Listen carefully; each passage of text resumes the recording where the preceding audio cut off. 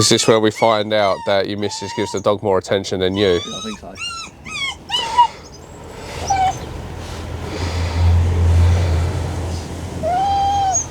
So.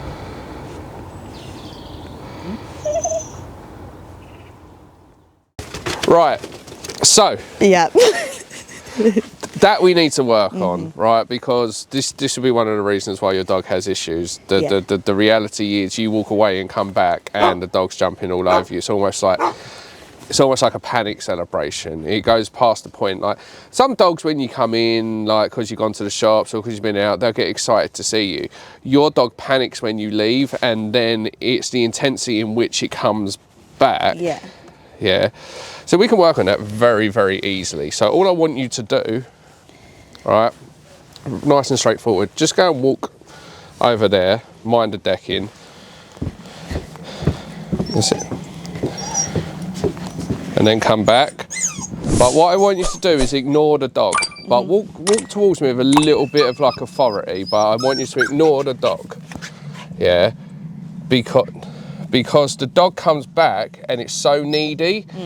And if you have a dog that behaves that insecure and neurotic in your space, when things approach you, they can become dangerous. Yeah. It can become a threat. You become almost like a resource to the dog. Anything that can come between you, the dog sees as a threat. Say hello to the dog now, very calmly. Calmly, no, stop. If the dog jumps up, we stop. When the dog jumps up next time, I want you to walk into the dog, but with a little bit of authority. Yeah. Yeah, so go down and stroke the dog, calmly. That's it. And now walk into the dog like you mean it. That's it. Because, and see that? The dog didn't take it personally, the dog just got the memo. You have to learn to claim your space. Yeah. So when my dog comes out, she's excitable. If I come home, she's excitable, but she won't jump up at me. Into the dog. Yeah, in. That's it. Now call the dog to you. Bench. And then stroke the dog calmly. There you go, see how the dog's sitting? Now stand up with authority, walk into the dog, that's it. The dog has to learn that when you walk towards it, you want the dog to give up space. Right now, you don't have much authority with the dog. You will respect my authority. And the quickest way to tell if somebody has authority with a dog is just how that dog behaves with them. Yeah. The dog is so needy. Needy, spoilt dogs bite. Yeah. But if you can't claim your... Nice. See how the dog thought about it, but you did a little tiny step like that and the dog did that. If you can't claim your space, nice, then you have zero hope of getting this dog to stop trying to bite things. Yeah. Because if the dog doesn't respect you by jumping all over you, you're not going to stop it reacting to the dog. You're not. So it's like dog training 101. It's not about the sit, it's not about the heel, it's not about any of this. Dog training 101 is your energy, speaking with your action and intentions, yeah, less words, and claiming your space. Because another dog, if your dog did that to another dog, in that sheer excitement it greets you, your dog will get decked. Yeah, another dog will go, stop that fucking right now. Yeah, but humans nurture it. They're like, oh, it's okay, baby, it's okay. We stroke that, but if we look at your dog, if it exhibits it to another dog, the other dog will pin it down. Yeah, why don't the other dog lick it and show it affection? It's because it's neurotic, but we nurture neurotic behaviour. So the dog goes, this is normal for me, this is normal for me. See how the dog's much calmer? All you did was claim your space. The dog is much calmer because you have said, stop that fucking shit. Not through your words, not through it's okay, not through calm down, through your body language going, oi, cut that fucking shit out. It doesn't mean we can't stroke the dog. You can stroke the dog now because the dog's nice and calm in your space without jumping up, forward, enough. Yeah? Yeah. The dog doesn't know how to receive affection without going OTT. Does that make sense? So anytime that dog jumps up at you, you into that dog and you let the dog know, oi, cut that shit out. We're not taking the affection away from the dog. We're just teaching the dog, be calm in my space, will get you attention. Be neurotic in my space, I'm not giving you what you look for. Because calm dogs, they don't react. Insecure, spoiled, neurotic, overly anxious, frustrated, these are all recipes for disaster. Calm, great choices, they listen. But you have to be able to create calmness if you want to then take the dog into the outside world and expect it to behave calmly. Yeah. But if the dog is jumping all over you, you don't have the respect yet You will respect my authority. to try and tell your dog not to bite something when you can't even stop the dog jumping on you. Does that make sense? Yeah. And this is why I tell people reactivities is addressing those foundations. It's addressing those little things that we don't see a big deal. How many times have you walked away, come back and stroked your dog when it's gone, I've missed you, mummy? Yeah, just love it. Every time. Every time. Yeah? Yeah. So look, and you see how as soon as you get a little bit excited, the dog's like, oh my God, there's excitement going on. Yeah? Yeah. It's that little bit and your dog goes, oh, everyone's happy, that means it's the me show again. Yeah. Fuss me, fuss me, fuss me. And he does it, doesn't he, with everyone, to Yeah. be fair. And people love it, so people give it back to him. Yeah, because he's cute. If it was a Yeah. Great Dane, people wouldn't love it so much. But we treat the dogs differently. You see, now he's looking, what do you want from me? Would be a good opportunity to ask him to do something. He'd probably sit if you asked him to now, or something like that, and then you could stroke him. Yeah. What he's doing, he's looking now, going, right, I can't do that, can't do that, can't do that. There's 3 people here. Normally, I act like a twat and everybody says hello to me. Yeah. But then because I'm neurotic, when something comes towards me, they could be potentially coming between me and what I control, so I lash out. So if we go, oi, that's unacceptable, you go, oi, that's unacceptable, and then I go, oi, that's unacceptable, what happens? 1, 2, 3, dog in the middle, nice and calm. Yeah. Calm dogs aren't losing their shit at children, at people, at dogs. Neurotic, amped up fucking messes, they are. But it starts at home. Yeah. It starts with those little things that we don't think are big deals. Yeah. Definitely. Right, so, Thank you. welcome to Southend Dog Training. Thank you. So this is the thing, I'll always go into people's homes and they'll have the big issues of what's going on, but I always deal with the first thing the dog presents. As luck would have it, you've travelled a long way, you wanted to go to the toilet. It gave me a great insight as to your relationship. Because dogs don't lie, so I know exactly. When I ask you questions, I already know the answer. I'm just trying to see if you're going to be honest with me. I know what happens because dogs only behave that way, start whining, freaking out, and then jumping all over you when you come back in that panic. If they get attention at the wrong times constantly. If we talk to the dog a lot, we had a great comment on YouTube with a video I posted yesterday of this really anxious Irish Terrier. And somebody in the comment went, no wonder the dog can't relax, the owner never shuts up. And it's true. Yeah. You think about it like this, if you want to have 5 minutes to chill out and switch off, but somebody keeps talking to you, do you have kids? No, not yet. Not yet. So this is where you make all your mistakes, and then okay, cool, no worries. It's the starting grid. A lot of people get a dog first. So I've got a daughter and she can be somewhat needy, and I love it. I absolutely love it. She's 9, she's about to turn 10, right? But sometimes you can just get a bit much. Sometimes, like when you come home from work, and it's great, she wants to jump all over you, she's missed you and everything like that. But you know, sometimes if it's just everything's piled on you in that day, it's sometimes you just need 5 minutes. Just 5 minutes without having to look left and right, whether I'm going to be jumped on or something like that. And it's so true with dogs. If you want your dog to relax and be calm, stop talking to it. How can a dog switch off and be calm if you keep talking to it? If you walk past the dog and it's like lying down and you go, hello mate, how you doing, as you walk past, or if you go to the kitchen and the dog's on its bed or something, or on the sofa, and you go, you all right? And the dog then gets off the sofa. You keep talking to the dog when it's trying to relax. As a result, it never relaxes. So what are your main issues? Is reactivity, but maybe this as well. To kids, your nieces and nephews. He's never bit a child, but he's, you know, and they like launch themselves, show their teeth. But what happened? That was when they were in our house, wasn't it? Yeah, we had our godson come around and he took a toy off him and he told him to piss off. Okay. And then I was a bit worried, so when my nephew came around, but he's 10 anyway, so he's a bit older, he was playing with him, and then he jumped back on the sofa, and then Benji lunged forward at him. Where was Benji?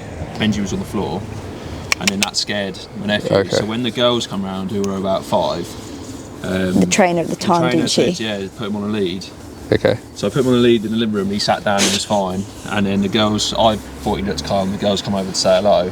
And when they got near him, he lunged. The thing is, he's dangerous right now. So because he controls your space. Yeah. Like I said, if he's so used to coming into your space, jumping up and getting attention, so he's controlling your space.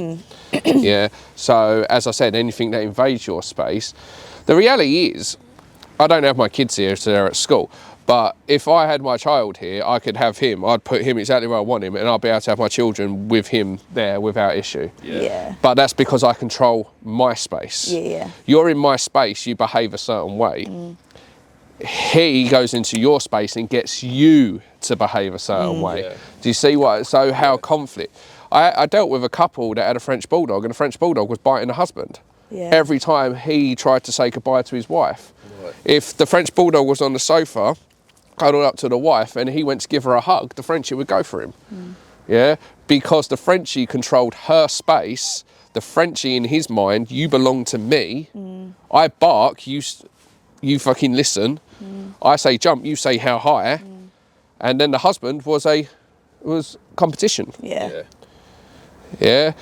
Quickly stop that, remove social privilege from the dog, taught them to act together as a team, teach the dog it's only allowed in the space by calm, teach them to stop talking to the dog as much, teach them to only fuss the dog when it's calm, dog stop biting the husband. So it's little things like that. So you haven't bought his muzzle. No. I've got a couple of questions here, right? Because,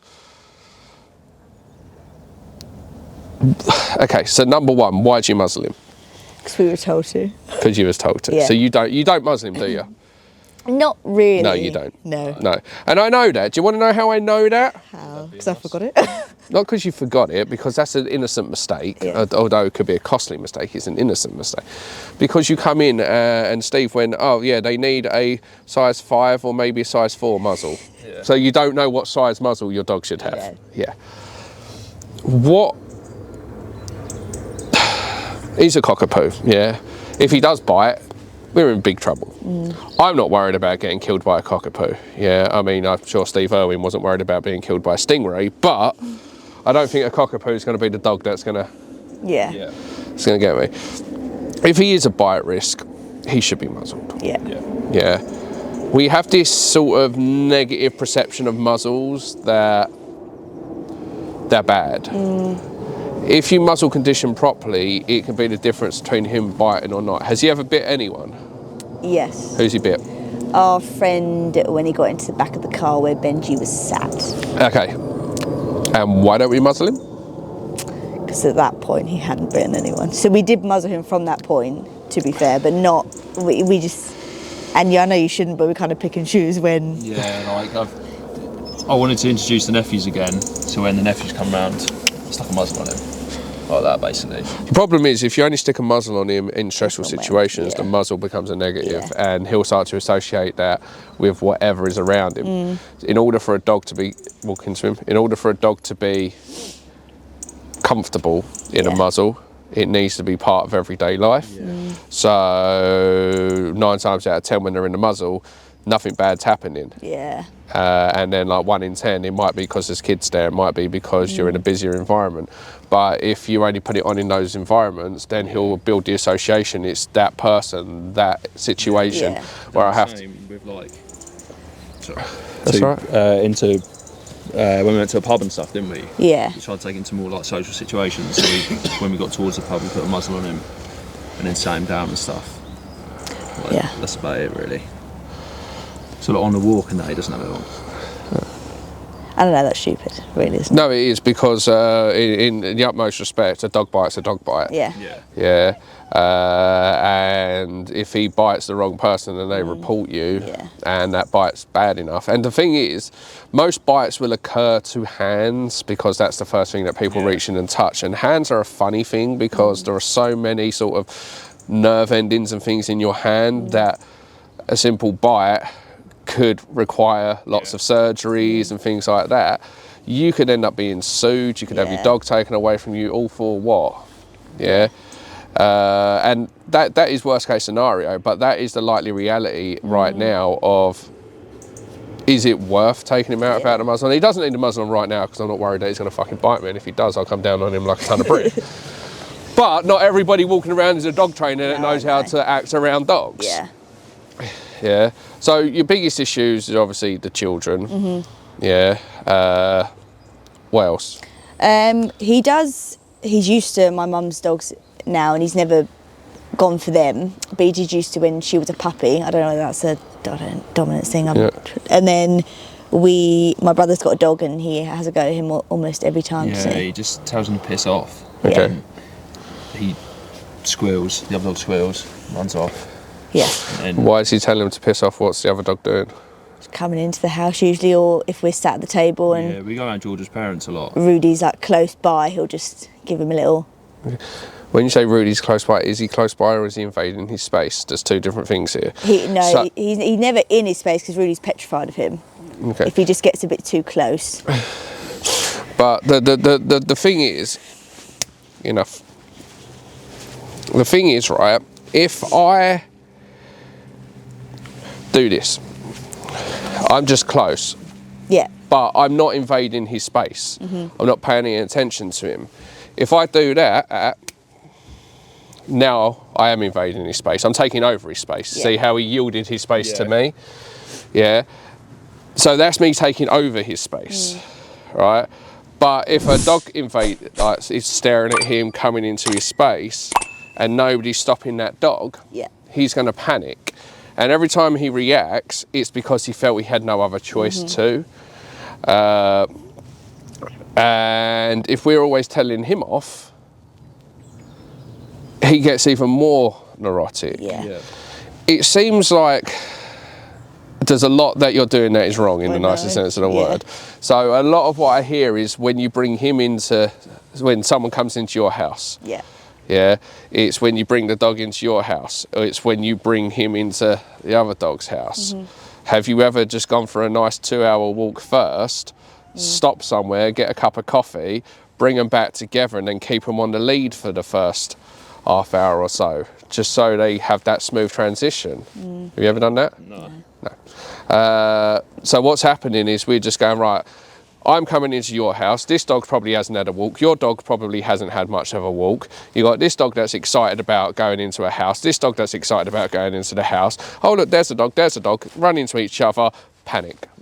No humans refereeing what should be going on, letting the dogs figure it out for themselves. And you got one dog that's squealing, one dog that's freaking out, and there's nobody interfering. Is he reactive to dogs? He has been, but I'd say that they're the examples, to be honest. So it's when they invade his personal space. Let me bring a dog out and see that kind of what happens. You just stay there. Can someone bring a dog out? Yeah. Jesus Louises. Someone's coffee's up here getting cold, by the way. Yeah, it's all right. It's mine. I'll get you a new one in a minute. We're fueled by caffeine, so don't worry. Yeah, so I'm just going to stand over here. What I want you to do... Yeah.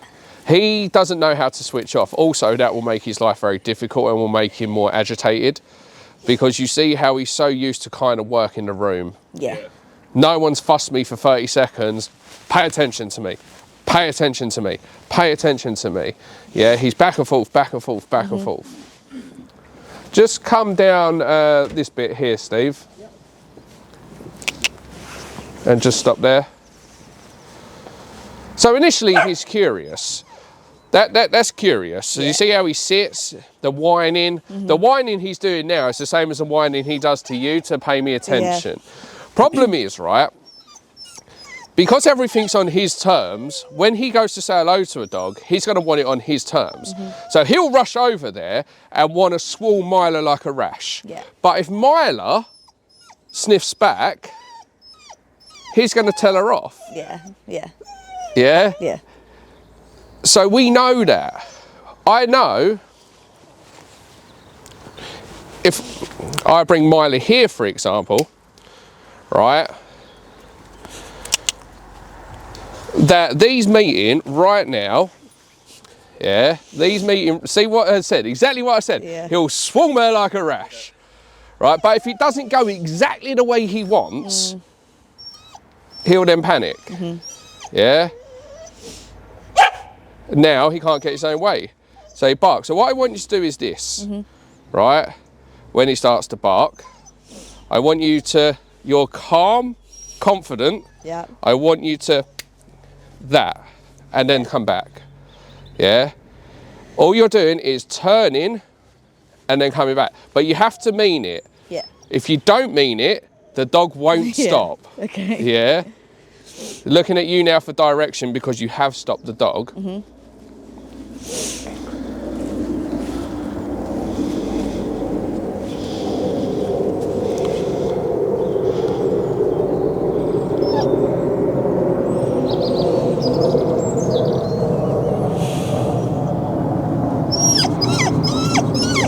So just tell the dog enough. Enough. Nice. When people say it doesn't work when you do that, it's because they don't mean it. You're just simply turning. If you just turn into someone like that, the dog has to take notice of it. Like I said, it's about controlling your space. Yeah. I build an invisible threshold here that my dog shall not pass. Your dog does it for a second and then goes, bored of what you're doing now, just bring the dog back by your side. That's it. Good boy. What I want you to do is just walk, do a circle around your partner back to where you are. Nice. Very nice. And come back and just sit, but don't let the dog come in front of you when you come and sit. Sit. Nice. I'm going to come towards you a little bit. Nice. These are all things that you want. So what you're doing right now is you're breaking it down. Bring the dog back. Sit. That's it. What you're doing right now is you're breaking it down step by step. Yeah. Yeah, for your dog. Notice how nicely your dog walked off there. That's because when the dog starts getting erotic, you go, oi, enough. Yeah. That is to change the mindset from anxious to calm.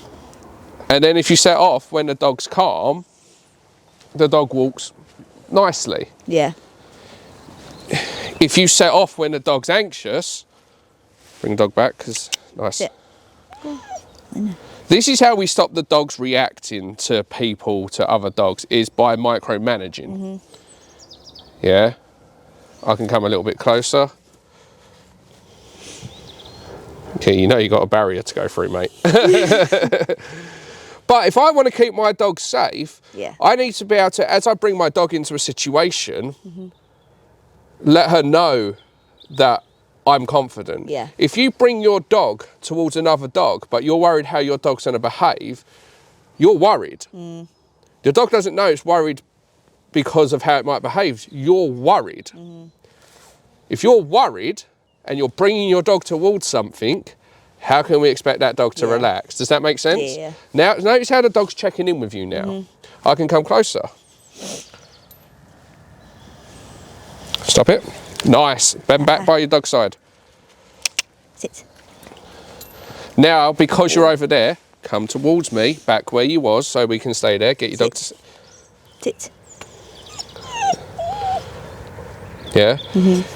You have to lead with confidence. It's silly. It's the silent thing that people don't see because we're like this. Stop it. No, enough. Leave it. Stop it. Yeah. No, watch me. Good boy. It's okay. Don't worry. Don't worry. It's fine. Yeah. Oh, look, there's a dog. What do I do? What do I do? Oh, look, there's a person. There's a child. It's neurotic. Yeah. We're talking. How do we expect the dog to relax if we don't shut up? We're in their ear hole, nagging, throwing everything at them and see what sticks. They've noticed a spike in our adrenaline. They've noticed that we've changed. They've noticed we've become frantic. We're dealing with a dog that's already nervous of the situation that's potentially looming, and now we're freaking out. Yeah. So we shut up, we say less, and we break it down step by step. I'm going to go here. I want your dog to stay nice and chilled out. One simple job, just keep your dog where it is. Nice. That's it. Sit. No negotiations. Yeah. Because if I want this dog not to bite when it's threatened, I need to take that control away from the dog and show them that you're in control. Yeah. We know if your dog goes here and Myla moves in a way that your dog doesn't like, which could be absolutely anything, Yeah. your dog's going to try to bite Myla. You know this. So why are we going to let that play out? Why don't we help the dog relax by going, look, you can smell Myla from here. Look, see the dog's trying to sniff Myla. You can smell from here. Yeah. The dog can smell cancer. It can smell Myla when it's freaking 2 foot away from her. Yeah. Yeah? And then walk off, and your dog will walk off really nicely and calmly with you. Look at the body language, look at everything, look at that. See how it's looking at you more and more for direction. Come back towards me. Nice, stop there. It's checking in with you loads, which is really good, versus checking in with everything in the environment. You'll often find with nervous dogs, they're so worried about what's going on around them that they don't really pay much attention to their handler. When you start to slow them down and show them, look, mate, let me control this because you suck at controlling this situation. Yeah. The dog goes, checks in more. What do you want? Waiting for that as next instructions. Steve, you can get Sophie to bring Frank out. Yep. Because when you're out with Benj, and people just come directly, I know we should be advocating for him, but everyone just wants to. We'll do that in a second. I will teach you how to advocate for your dog. Yeah. Very simple. But again, it starts here. Yeah. If you don't have this bit locked down, how do you expect people to not be able to touch him? Yeah, and we'll demonstrate in a minute. I'll get Sophie to come out and be that annoying dog owner. I'll get Steve to come out and be that annoying dog owner. But it starts here. If you can't paint this picture right now when there's nothing going on, how do you expect to paint this picture when there's something coming towards you? Yeah. Yeah, if you all of a sudden lose control because somebody's coming towards you,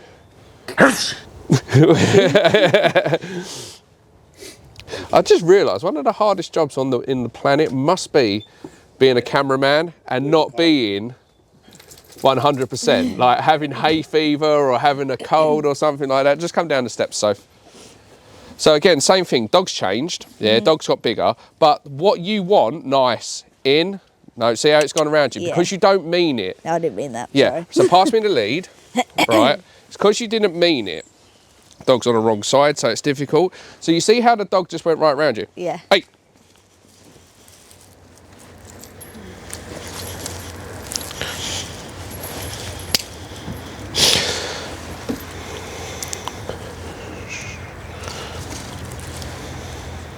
There. And then I go back. I waited for the dog to go all the way. Yeah. You just turned into the dog, and then the dog went right round you, through your legs like that, because you didn't mean it. Yeah. So it's not about, I'm not trying to hold, this is where people get it twisted. So I'm not trying to hold the dog's focus when I stand in front of it. I'm trying to use spatial pressure to stop the dog and turn almost authoritative, like, can you stop it, can you stop it? I've told you, like that. Yeah. Yeah, so you have to project it. It's not through the words, but if I turn into the dog and face the dog, but the dog's still trying to go through my legs and around me, it hasn't took me seriously at this point. To come forward a little bit, Soph. Come forward a little bit more. So you see how this invisible barrier now, hey, and you see how to turn into the dog now and see the difference. So the camera wouldn't have picked that up, but the reason I did that is because the growl started. So as Frank's coming towards, your dog started to growl. So I disagree with that, because Frank's not in your space. Frank's not looking at you. Frank's not trying to sniff you. Frank's not trying to say hello to you. So you're being neurotic now, so cut that shit out. So if you noticed, then I turn into the dog, a little bit of spatial pressure and authority to go, oi. Dog comes back, and then the behaviour straight afterwards, sniffing. So we go from growling, I'm freaking out, confused, stop that, the dog goes, relaxed, and then starts trying to sniff. Yeah. So you see how that interruption and then allowing the dog to come to a calmer state, then the dog becomes more sociable. Wait. So in, then back. Not holding the dog's focus. Yeah. But what I'm saying is this invisible boundary here, stay here, because here nothing bad happens. If someone comes towards you to try to say hello to you, I've got you here, this is the picture I paint, I can then stop that person or that dog. The same way when I had Myla and your dog shot out straight at Myla, I stuck my leg out. If Myla was in front of me, how can I stick my leg out to block? I can't. How can I stand in front of her to block if the dog's in front of me? The reason so many people struggle with off-lead dogs is because they can't control their dog in the first place. Oh, Jesus Christ! Benton! If I can't keep this dog under control, of course I'm going to worry about off-lead dogs. The reason I don't worry about off-lead dogs when I'm out of my dogs is because I don't have to worry about my dogs.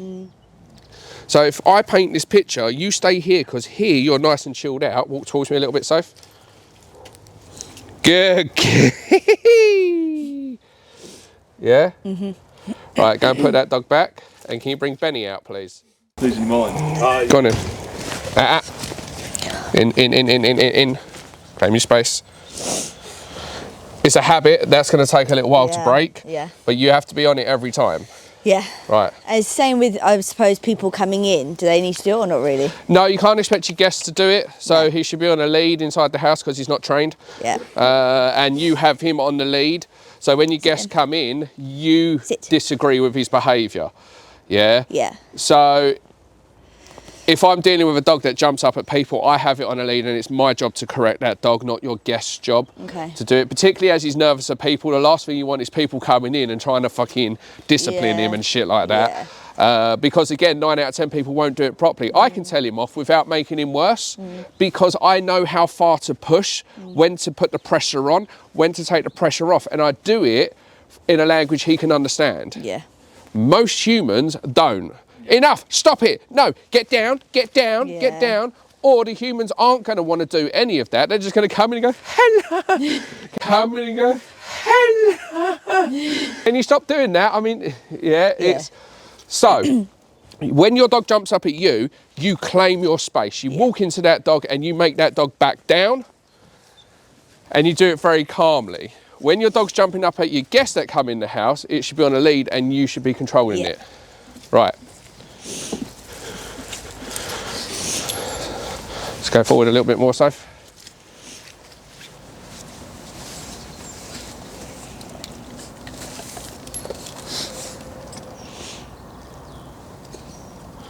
Smart cookie, he's already getting the hang of it. Nice, good girl. Boy. He's a boy. All cockapoos are girls. Good news is they don't care about that shit.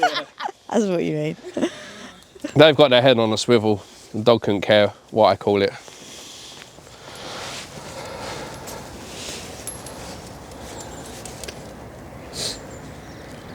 Can you just walk side to side a little bit, Soph?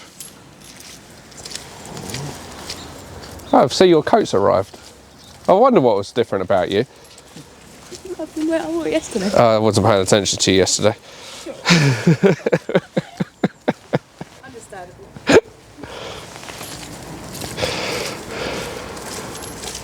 Nice.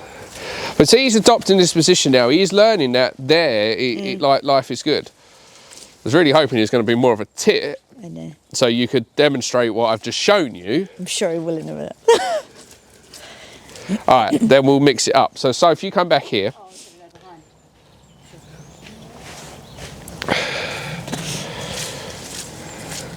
And you take a few steps towards Benny. See how the dog looks at you before you set off. Look at that. See how the dog's staying one step behind you. The dog's learning about this position. Yeah. And again, it's not being alpha, it's not being pack leader that if the dog's in front of you, it's going to suddenly start plotting for world domination. There we go, in. You don't have to keep walking into the dog per se, you just have to turn and mean it. But now you see the dog's left a bit far out of field, so bring the dog towards you a little bit and then into a sit. You want to be like this, you want to be tucked in but with you slightly behind, so things that come towards you, you can like that, or you can put your leg out. Yeah. It's a silent conversation. People don't see it, that spatial pressure, because they're so focused on the verbal, they have to hear it and things like that. They're just humans. Yeah. We talk to each other. Dogs talk to each other, but in a very different way. But we talk to dogs like they're human, and then we wonder why they don't listen. Yeah, we have to talk to dogs in a language in which the way they communicate. So a lot of it is body language, how they hold themselves, conduct themselves. A lot of it is spatial pressure that they put on each other, commanding space as well. Like If a rude dog's in their personal space, they will claim that personal space. Yeah, so it's less words, it's more action and intention, and that's how we need to start to communicate with the dog. Yeah. Because that's what actually helps them calm down. Right now, your dog's not going to bite anyone or anything because you are in control of the situation. The dog only goes to bite when there's no information given or you've lost control of that situation. You could have kids running around now and your dog could be freaking out, but if you remain calm and go, no, this is the position I want, and you make sure that you build that bubble around your dog's not going to bite any child. Yeah. If a child starts running around and your dog goes in front and then you start talking to the dog like it's a human, it's okay, don't worry, and the dog starts doing what it was doing over there, back, forth, jumping up at you, jumping up at you, jumping up at you, then your dog's going to bite anything that comes near it. Yeah. Do you see how just changing the little things, it starts with you. You either show your dog and tell your dog what you want, or the dog will just come up with a way of behaving itself, and because it's nervous, he just makes dumb fucking decisions. You can't let him be a decision maker right now. Yeah? Right, thank you, Soph. Can you get Steve to come out, please? So, yeah, just on his own. So this picture that we're painting right now is the picture that we paint if somebody's coming towards you. Yeah, so we've been working on this position, creating an invisible threshold. Every single person on the planet should teach the dog this position, an invisible threshold. If I stop, I want the dog here, just slightly behind my leg, and it should not pass. Just wait there a second, Steve. Yeah.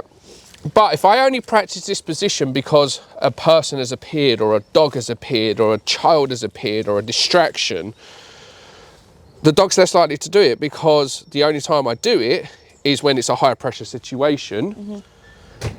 And now I've alerted my dog to shit's about to hit the fan. No. This is when you normally panic and start talking to the dog like it's a human, trying to negotiate and rationalise, right? So, no words. We don't need words here. Deep breath. This position we're adopting. The only thing that's changed is a rambling old man's about to walk over. What you want from your dog hasn't changed.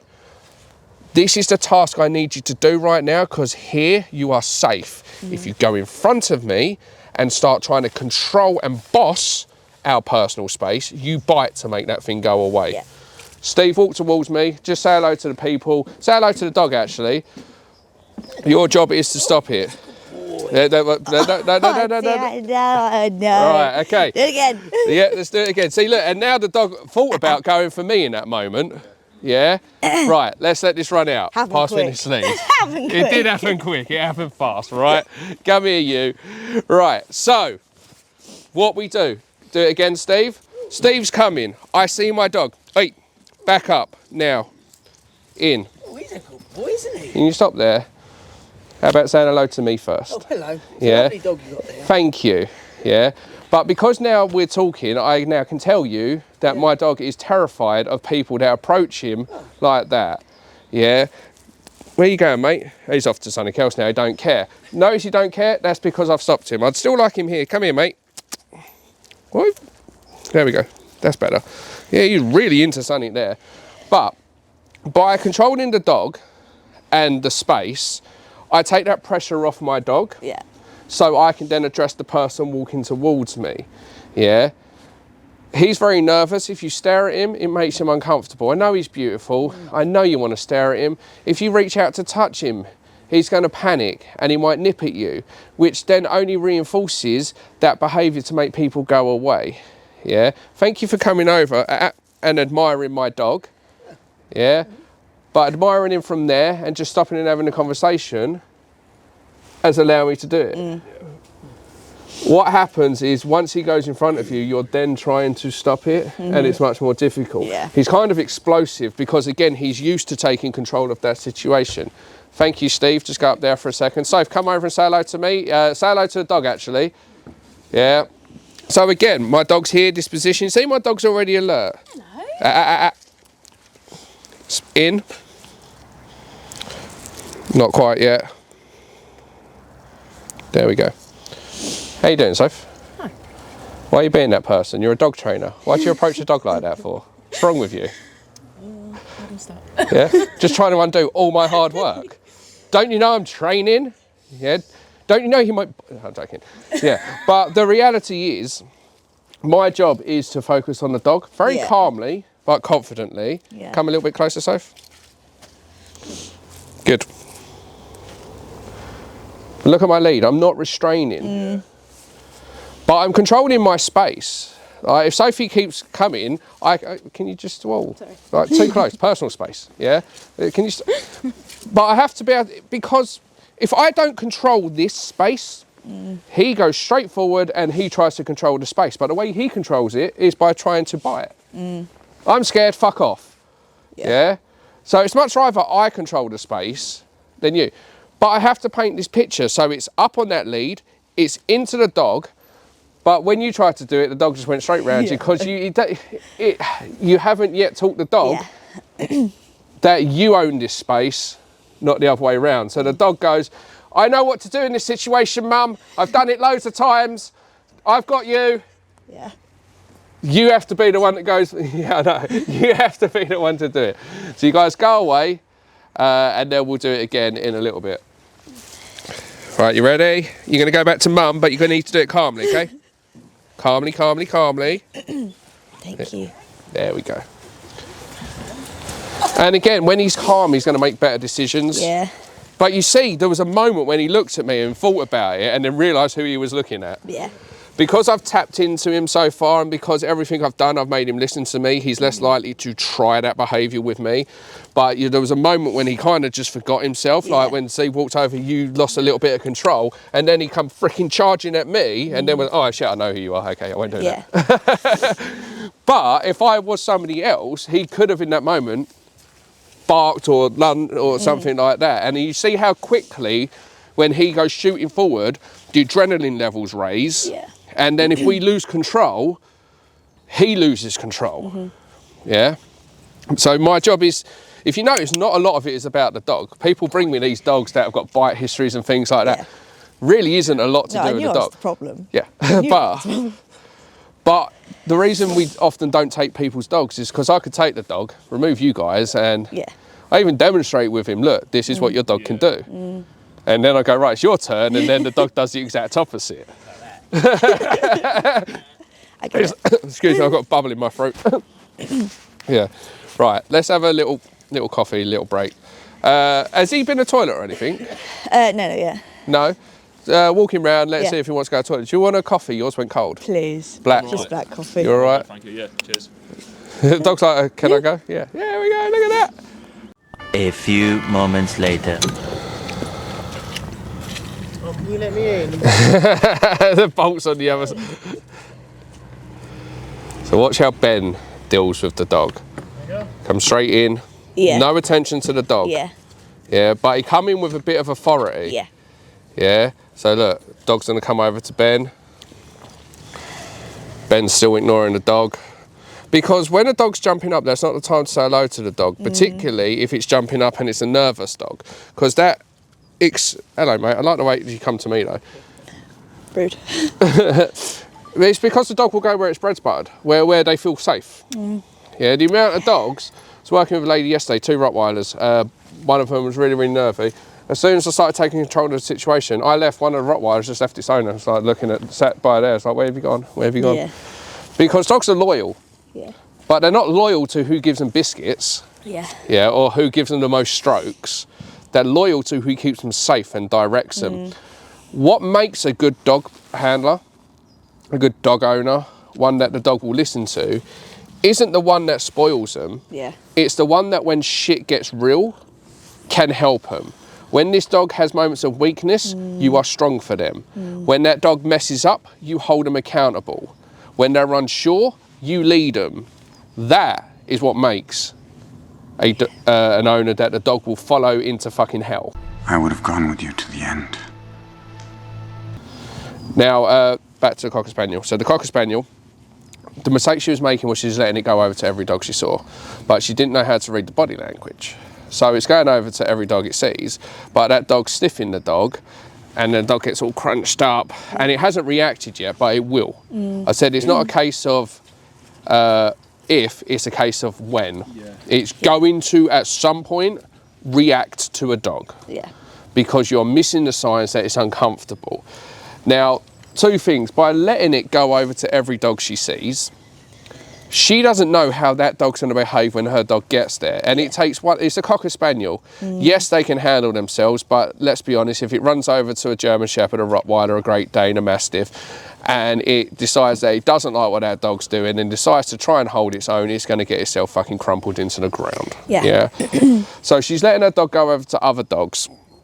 Because her dog's friendly, assuming that they're always going to get along. And two friendly dogs can clash. Myla and your dog, they could probably get along well, or it'll go the opposite way. Myla's super friendly, your dog can be friendly, but Myla, once they've sniffed, will want to initiate play, which can then panic a nervous dog. So they may not necessarily be the most compatible dogs. Both can be friendly, but they can clash. Two headstrong Rottweilers, one friendly, another friendly, get along with dogs, but when these two Rottweilers meet, they could clash. And I think people forget that. The other thing is, if a dog runs across the field and the owner shouts out, it's all right, it's friendly, they're assuming that your dog is going to be fine. Yeah. They have no control, so they are the dogs that we do block. We don't let them come near them. All the time. Yeah. I like how they think the dog's friendly. Someone does it to me, I am not friendly. Don't you worry about my dog. It's not the problem. It's that t-shirt. My dog don't bite, but I do. Yeah. But they have no control of their dog. The only reason they shout out it's okay, it's friendly, because they know they can't call their dog back. Yeah. So if they can't do the most basic thing, if they're letting their dog off the lead with no recall, right, why am I going to let this untrained dog in my dog's personal space? Yeah. Now, if you're walking and somebody's got a dog and it's nice and chilled out and you want them to say hello, walk for a little bit, then let them say hello. Yeah, and pay attention to the body language. Can he be off the lead? Yes. Can you stop him running over to other dogs? If the answer is no, then he should be on a long line. Yeah. Because it's not about him not being able to say hello to dogs, it's about can you stop him? Yeah. If you can't stop him when he's off the lead, because that's what the Cocker Spaniel was doing. She said his recall's pretty good. He'll run over to a dog, say hello, and then come back. But what when he runs over to the wrong dog? What if there's a German Shepherd where those cones are? I'm not discriminating on German Shepherds here. We can pick any big dog for this matter. That's not friendly. He has this expectation that I can say hello to every dog I see. It runs over to those cones. It gets picked up and tossed around. How fast can you fucking run before disaster strikes? I never let my dog just go over to a dog. I like to be able to assess the situation.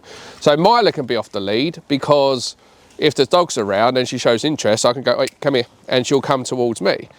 Then if they're paying attention, is it all right if they come over? I can assess that dog. That dog's paying attention to its owner. It's nice and chilled out. We'll let them go and say hello. Yeah.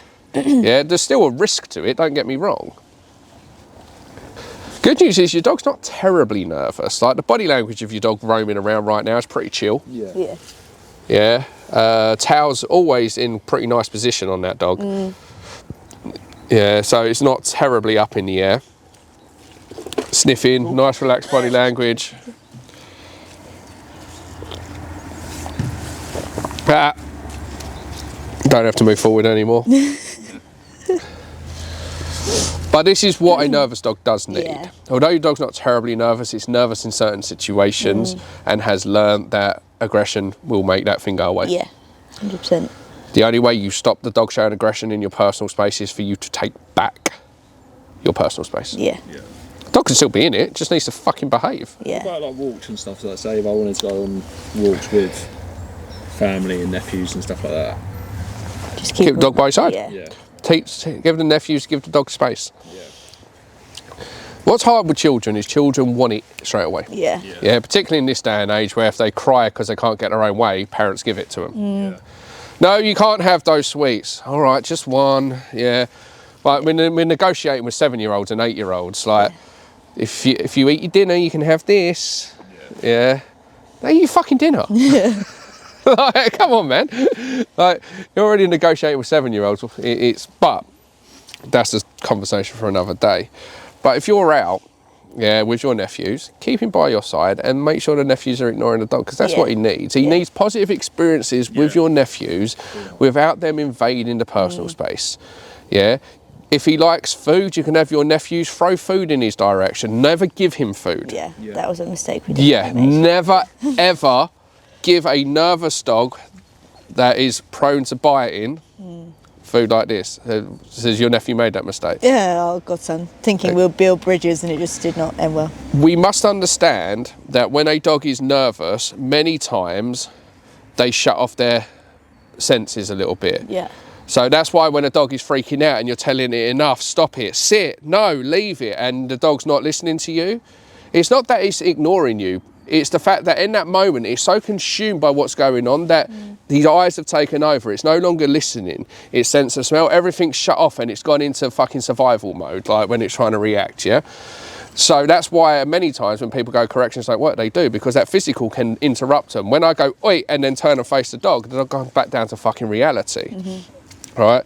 But the reason you never ever give a nervous dog that will lunge and bite a treat directly is because when the first thing they do, they say, oh, that's a nephew, I'm not really sure about children, or not really sure about that man. That man walks towards, their eyes have taken over at this stage, so they're suspicious. What's he doing? What's he moving? So even with food in my hand, the eyes have taken over. Everything else is shutting down, the eyes have taken over. That looks like I'm reaching in to touch the dog. Yeah. That will get my ass bit, or my hand. Yeah. Throw them and walk away, because that is non-confrontational. Yeah.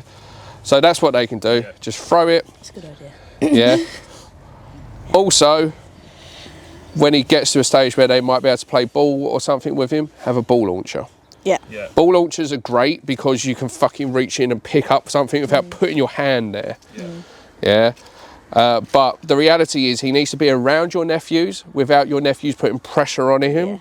You need that curiosity, and then you still don't let him go over to him. You want to really make him want to be there, like almost, no, you can't go there. No, you can't. Like, do stuff like we did earlier with him. Yeah, do it with a muzzle though, just in case anything goes wrong. Yeah. Because like I said, how old are your nephews? One's about 10, 11, and then They're fine. the other one's 5, 6. Okay, that's fine. By law, if a dog bites a child under the age of 5, they have to report it to authorities. If the child goes to the hospital, then they report it. Over the age of 5, it's down to the parents' discretion for the best part, unless that child is seriously mauled, and then it will probably be still reported to the police. He's not out to maul anyone. No. His bites are more warning. Just back off from my space.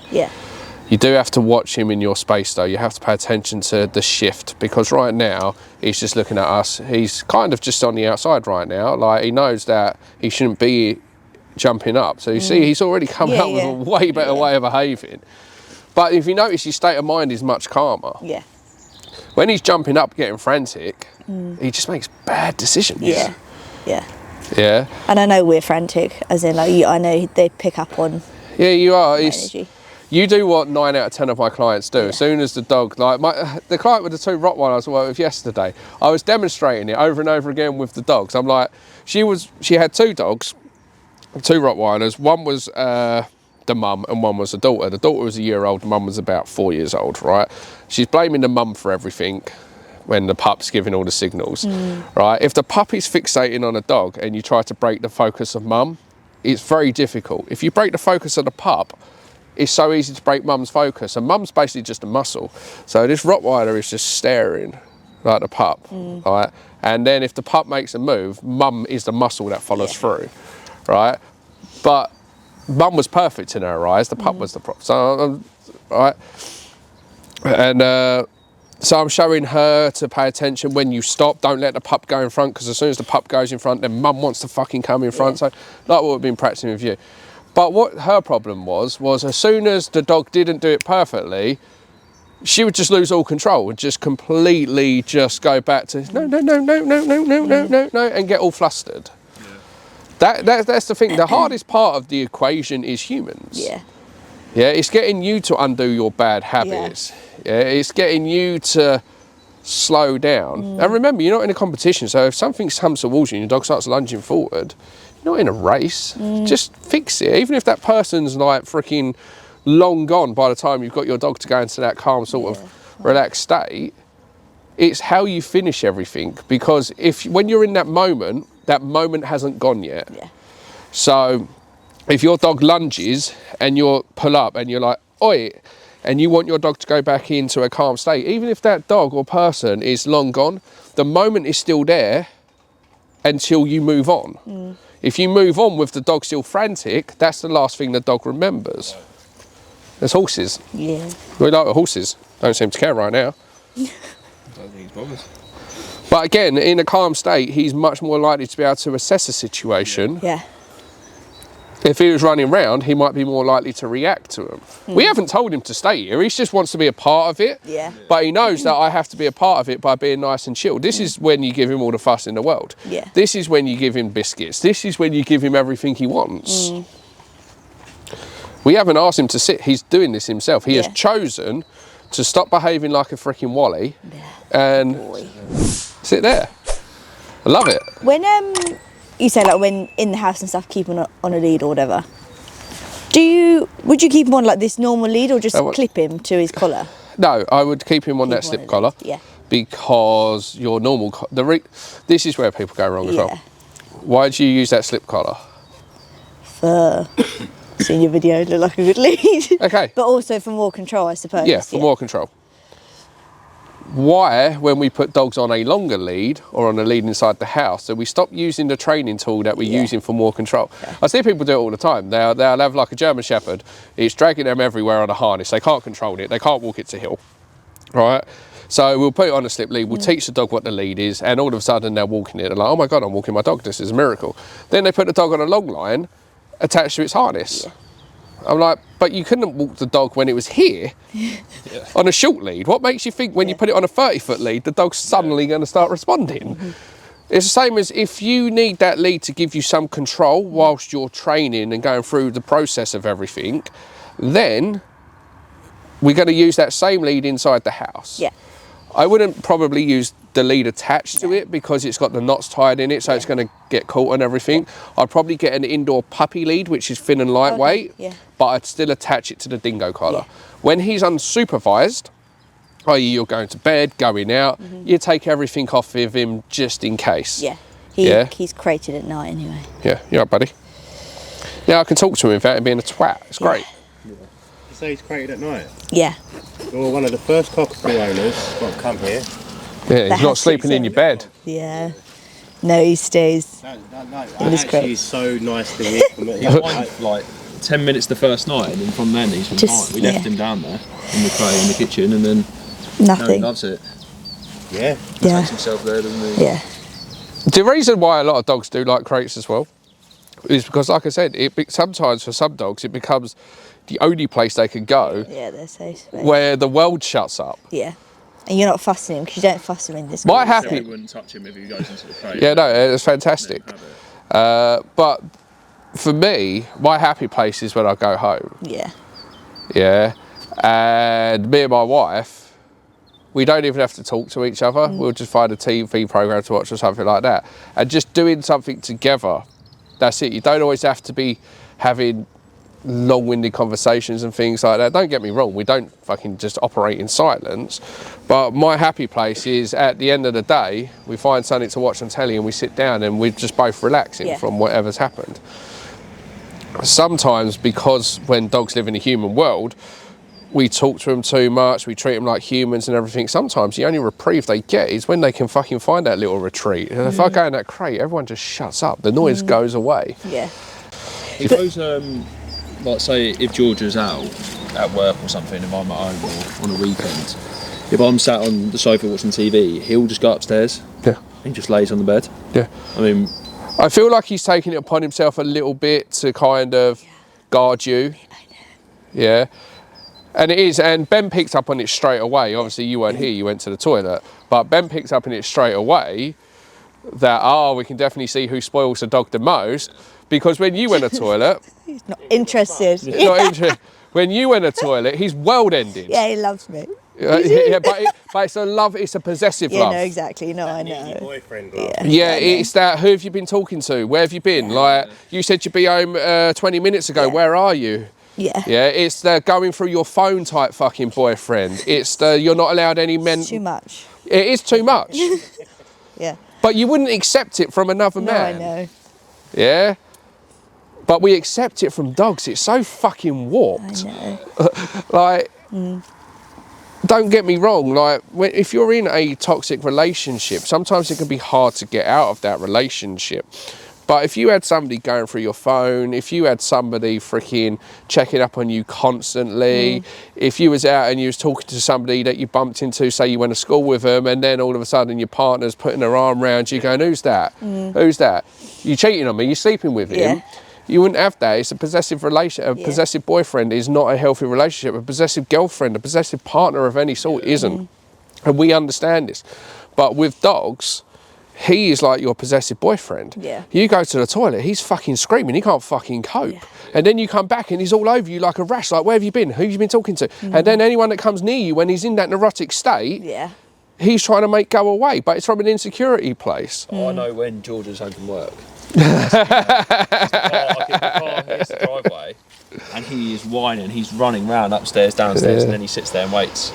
And go, and do you say hello to you first? We did actually do this for a while, didn't we, to try and stop this, and then a lot of your sentences start with, we did actually do this for a while. I swear we had tried. We had tried, and then lose interest. Yeah, but then I think this has made his greeting slightly worse because we got him to wait as I come in, so and he sits. And he can see you from. Yeah, then you release. But then you release him when he loses his shit. No, so we don't do that. What we do is we come in. Yeah. Yeah. Wait a sec, I'll get this. It'll be a good thing. When you come in the house, you don't say hello to the dog first, unless you live by yourself. Yeah, let's just throw that out there for the fucking people that are going to be in my comment section going, what about us that live by ourselves? Okay, right. Your dog is possessive of you. He has panic attacks when you leave, and almost a panic attack when you appear, like jumping up, like, oh my God, where have you been, where have you been? And if anyone comes near you at that moment in time, he then lashes out at them. To undo this, when we come home, we don't put the dog in another room until it's calm and then bring it back in. What we do is we come in, we walk straight past the dog like it doesn't exist. You say hello to your partner, You say hello to your children. Obviously you don't have them, but if you've got children, you say hello to your children, right? When the dog's calm, then you call the dog over to you and you very calmly say hello to the dog. Now people go, but that's mean, ignoring your dog. Like, you're the highlight of the dog's day coming home, So it might take you 5 minutes to ignore him on day 1. Day 2, 4 minutes. Day 3, 3 minutes. Day 2, until you can come home, you're right, you're right, you're right. And the dog's not jumping all over you, not acting like he's fucking having a panic attack, not behaving neurotic. People seem to think that if you say ignore the dog when you come home, you're being mean. No, you ignore the dog until it exhibits a behaviour that you like. Because let's be honest, look at the fucking state of you and look at the fucking state of you. Do you like this being jumped all over? No. When he gets excited, he can't contain himself and then lashes out. Do we like that behaviour? No. One of the most common things people don't like is dogs jumping up, but we don't set the benchmark. We aren't the role models. So come in, ignore your dog until he's calm, then calmly say hello to your dog. If your dog starts jumping up, walk into him, claim your space. When your dog's back like this, because at the beginning, he wouldn't sit like this. No. He's in our bubble now, nice and chilled out. When you first turned up and we're standing in a circle, he's jumping up at you, jumping up at you, jumping up at anyone near him. Fuss me, I demand attention, I crave attention. He can't relax, he's whining, he's on edge. You can be a part of our bubble but behave nicely. And it starts by claiming your space and ignoring the dog for a few minutes until the dog's calm. If you wanted to say hello to him now, you could call him over to you. The dog won't take it personally. He's not going to love you any less. He's going to be better behaved, calmer and more relaxed because we are reinforcing a calm state of mind, not an anxious, neurotic, panicky state of mind. Ignoring a dog for a few minutes today means the next day it'll be less and less if you are consistent.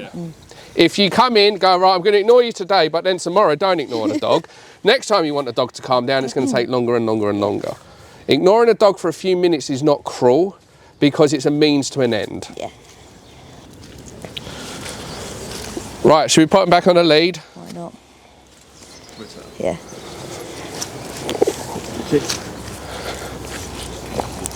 Nice. You have done a lot well with him though. He's pretty calm. It's just this over the top talking and fussing him at the wrong times is creating such negativity. Yeah. Thank you. And like I said, some dogs won't punish you as much. If you've had Labradors your whole life, they're not an overly possessive breed. Spaniels can be somewhat possessive, particularly the Cocker Spaniel. Yeah. Yeah. So when we baby these, it is problematic. I got the headline already. Spoilt Cocker Spaniel bites everyone. No. That's one of my jobs done now. Thank you. But what I want you to see is when dogs come here, it's not that they're not behaving like their normal self. It's from the second they come here, we start to tap into those behaviours that most people ignore. Yeah. So you focus on his reactivity and wanting him to not bite people. Yeah. I focus on the fact he's jumping all over you, invading your personal space and claiming it. Yeah. We ignore that because we're infatuated with, oh, it's okay, I love him, it's not a big deal. Yeah. So we ignore that bit. But that bit is what's leading to the bit that you're trying to stop. Yeah, exactly. So I stop that bit, create some stability and build your confidence and authority. Inadvertently, we reduce the chances of him reacting. Yeah. Yeah. That's the thing. And these are why these videos, although you don't see a dog frothing at the mouth trying to attack everything that moves, these videos are actually the best videos because this is what 9 out of 10 dog owners struggle with without realising. Yeah. The one thing my owners all have in common is they fucking spoil their dogs. Yeah, yeah, they're not short in the love department, right? What they do suck at is the balance, that trying to get the happy medium between I want to give you all the love in the world, but I also need you to fucking listen to me. Yeah. Right, what do you want, dog or person? Who do you want to work with first? Surprise me. No, I don't mind. Yeah, cheers. Put it in the silver bin, buddy. You don't want to open that black bin. Is it poop? I think because so many people tell us different things, but should you take away like privileges as in sofa, being on the bed, or not really for bench?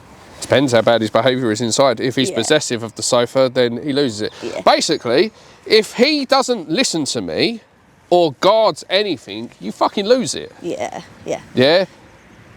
If I walk towards a dog and he growls at me and he's on the sofa, I tell the dog to get off the sofa and he growls at me, who the fuck do you think you are, mate? Like, honestly, yeah? Where's your receipts for this sofa? I can show you mine. Yeah. Yeah, you can't show me yours, right? So no, he loses it. Yeah. If he's laying next to you and you go to cuddle your missus and he starts getting funny about it, get the fuck off the sofa. Yeah. Do not ever let a dog come between you two. Yeah. Yeah. Same as you don't let a child play off mum and dad. Just don't do it. Yeah, there'll be some times my wife will make a decision that I may not necessarily agree with, or vice versa. We don't undermine each other in front of the kids. We might sit down when the kids aren't around and say, do you know what, that's a little bit harsh, or why? But we won't do it in front of the kids. We have to be a united front. Yeah. Otherwise, you end up with parents that will undermine the other. So if he's possessive of, as people walk towards the sofa, if he gets funny and protective, then yes, I'd remove the sofa for a couple of weeks and then reintroduce the sofa for calm behaviour. If he jumps on, get off. If he's being needy, get off. If you sit there nicely, I'll invite you on the sofa. Yeah. If he's possessive of the bed, like if he's on the bed and someone walks in the room and he starts, Yeah. So it's not a absolute, it's a case by case basis. Yes, fine. Yeah, if he's guarding the sofa or guards the people on the sofa, then you lose that sofa privilege for a couple of weeks until you've now realised, and then we'll start to reintroduce it. Let's get a person to come over, shall we? That when the dog's where it should be, it's nice and relaxed, but if the dog goes forward, it's going to hit the end of the lead much quicker. You have that big U-bend in your lead, which means the dog gets too much leverage, so then it's too far in front and it becomes much easier. So we have a short but relaxed lead. So now if the dog goes forward, it's much easier to pull up. Yeah. Now don't worry, your only job is to stop people coming into your dog's personal space. Yeah, for sure. And remember, if the dog's behind you, they can't touch your dog. Roger. Good boy. Do you want to go and say hello to the dog, Steve?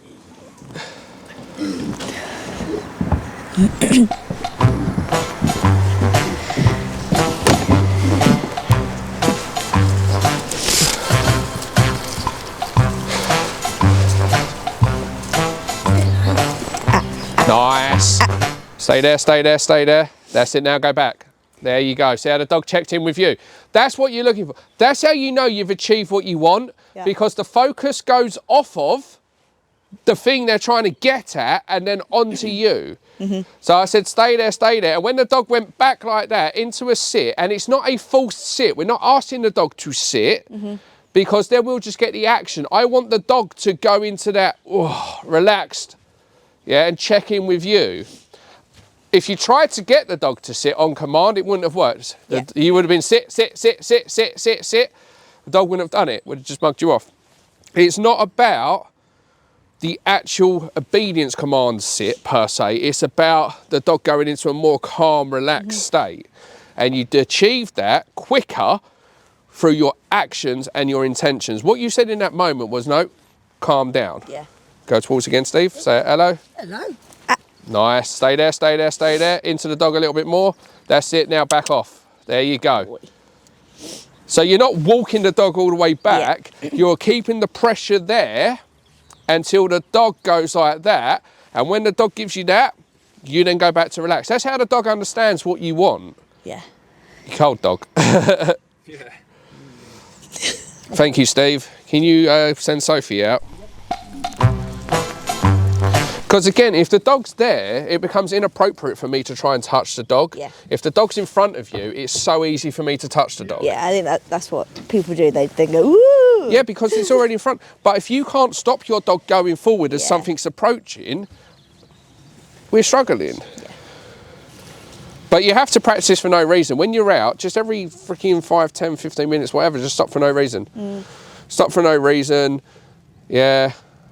Have the dog in this position by your side. Couple of minutes, then move on. So you don't only do this when you have to. You do this at random times, so it becomes second nature and you're practicing. So hello to this dog again. We've got a much better dog handler now. God, way to sell me now. There, stay there, stay there, stay there, stay there. See the dog still forward, arrow-like? There you go, now back. See that change? The dog, when the dog's still forward like an arrow, if you move away, guess what happens? Dog continues forward. You have to wait for that. That's what. So again, we're not trying to hold the dog's focus. We're not trying to distract the dog. We are stop it. Okay. Yeah. I think it's probably your orange cup this time, but doesn't matter. That was better.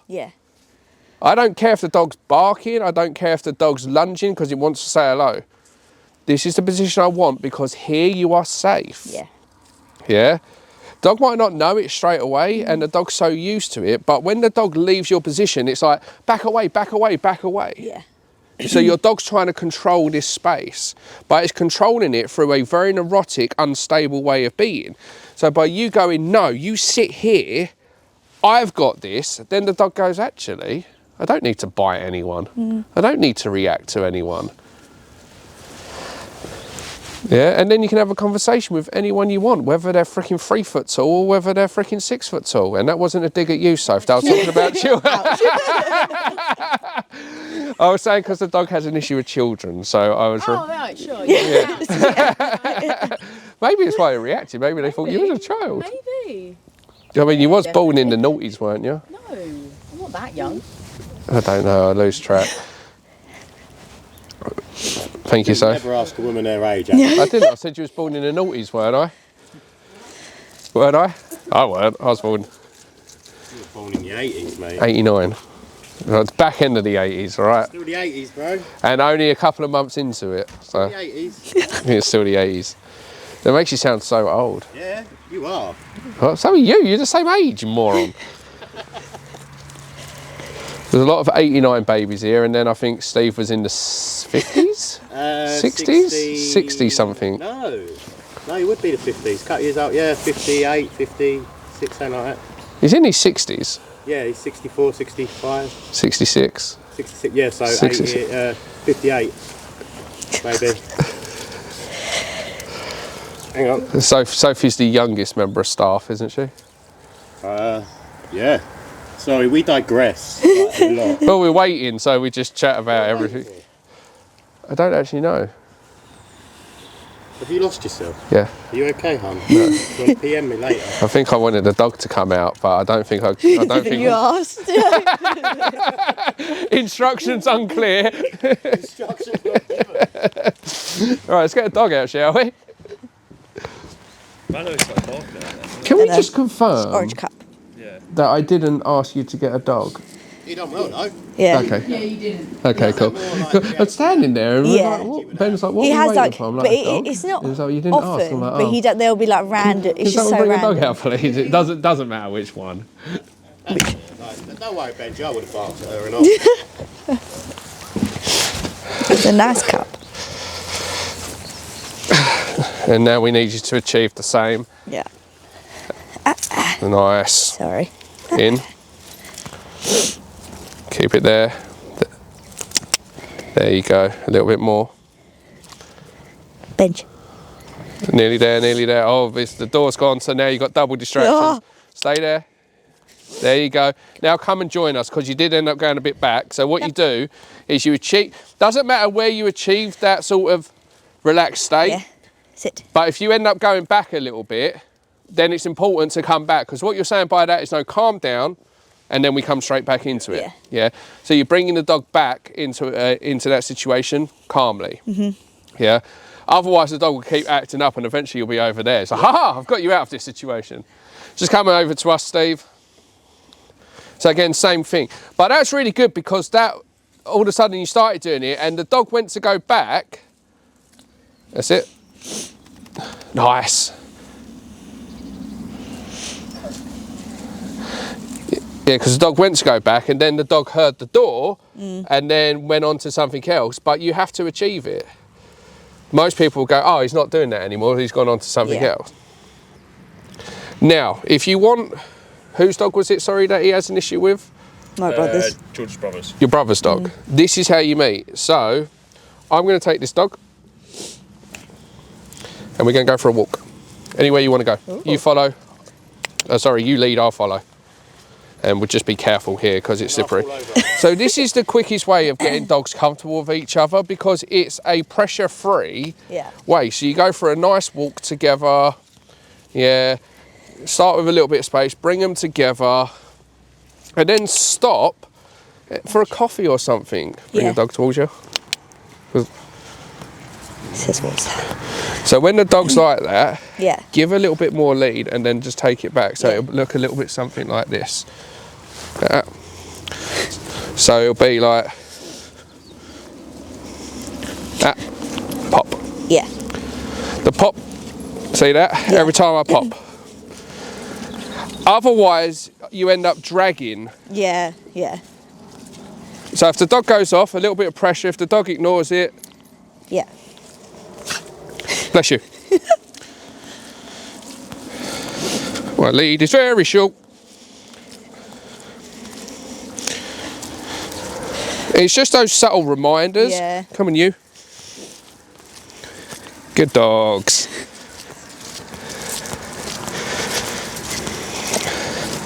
It was nope. And again, if I've got two dogs now, I have to learn to control my space. Yeah. I can stop these dogs saying hello to each other, but I can't if I'm nervous. Yeah. I can't if I don't control my space. Yeah. How are we doing? And you. Yeah. Yeah. It's me, mate. I'm sorry. Oh, we knew that from the start. I know. But right, so you take this dog. Thank you. Move the slip lead to the top of the head. So you see how it slid down a little bit? So move it up a bit higher. That's it. And then put that's it, slide that down. It's a bit of a faff, don't worry. There you go, perfect. Right, all the lead in one hand. Yes. Shorten up the lead just a little bit more. Yeah, about there, perfect. Go for a walk. Now, everything we've been working on is controlling your space, because you have a reactive dog and you can't control your space. That dog will control your space and it will make bad choices. Do you mind if I touch you? No. Take this, go for a walk. Oh, go, walk. Got two dogs now. Make sure they both listen to you. Because if you don't control your space now, even a trained dog like Myla will take over. Yeah. Now stop. And I don't want them saying hello to each other. Nice. So Myla's trying her luck now. That's it. Perfect. And again, watch. Nice. You saw that? Did you see the lip going up? Lip curl. Because Myla's sniffing you. Your possessive little fucker wants to go after Myla because she's sniffing you. Possessive boyfriend. How do we deal with it? We take back our control. Yeah. I'm not going to be in this toxic, no, I'm not going to be in this toxic relationship anymore. I controlled it. If you want to be in my space, you listen to me. But if you're not authoritative, watch Myla. See, she's trying to come round you. You've done this. It's pretty good, right? It's all right. If you don't control your space, the dog will. And if you've got a nervous dog that's prone to reacting, guess what they do? They lose control and then they do exactly that. Yeah. So you have to be, without a doubt, no, you stay there, no, you stay there. Yeah. Yeah, and even a trained dog, if they don't sense that authority, I had somebody walk my Rottweiler once and she was so toxic, my Rottweiler literally ripped the lead out and come running back to me. It's like, what the fuck are you doing? Do not give me that person again, right? And everyone that has ever walked her has done it successful. This person, she just sensed it straight away and wanted away from it, yeah? And the reality is, even a trained dog, the way Myla behaves with me and Steve, because Steve's very much like a granddad, yeah, he just talks to the dogs too much, spoils the dogs, he's like a walking food dispenser. Yeah. Yeah, they don't really take him seriously. But look, you've controlled this, now walk off. Take him with you. Good boy. And then come back and give me my dog. This way. Nice, relax. Boy. Sorry. That's it, and I'll take Myla. Thank you, Steve. You did that. Thanks. How'd you feel? Yeah, better. Makes sense, doesn't it, really? Yeah. That was really good. It's a big ask. I'm putting a lot of faith in you there to keep my dog safe. Like you said about his lips, you can see. Yeah. Yeah. Your correction was spot on there. You saw that lip come up and you went, no, cut that shit out. Sometimes though, if I put you, so obviously working with people, you learn over the years when to push them a little bit, when to take a bit of pressure off of them. My job has got very good at reading humans, and sometimes if you throw a human into the deep end, Yeah. you got to keep my dog safe. Yeah. Do not let my dog get bit. Yeah.